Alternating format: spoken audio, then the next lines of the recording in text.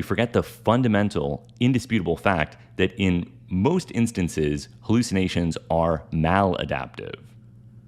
I remember going to an ayahuasca conference years ago, and there was a shaman speaking, and he said, the reality that you see, that is not reality. The true reality is ayahuasca. And all of the white people in the audience nodded their heads in agreement.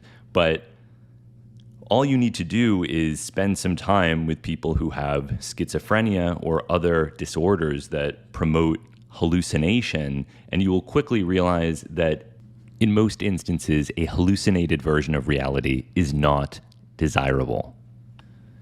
I think it's really easy when you're young and healthy and taking psychedelics to think, wow, hallucinations are awesome. Hallucinations are amazing. Hallucinations are so good. It's bad not to be hallucinating. Hallucinations are the real reality, bro. And in some instances, sure, you can have your John Carpenter, They Live experience and see the sheeple operating in their NPC world, and you know the reality. You're woke. You're Neo waking up in the Matrix. You see what's really going on.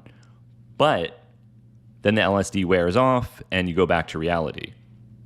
And if you're lucky, you gained some insight, you altered your perspective temporarily or maybe permanently on this or that matter, and use it to inform your quotidian reality. But sometimes those hallucinations are damaging. I dated a woman who thought that she was Jesus and had to be hospitalized, thankfully, before we were involved with one another. I used to be friends with a guy who thought he was Jesus and had to be hospitalized. I've talked to a number of Jesuses on the phone. I've read The Three Christs of Ypsilanti. There's a lot of Jesuses out there. You don't want to be one of them. Avoid being Jesus at all costs. If you're a young person taking some LSD, it can seem great, but that is an exception, not the rule.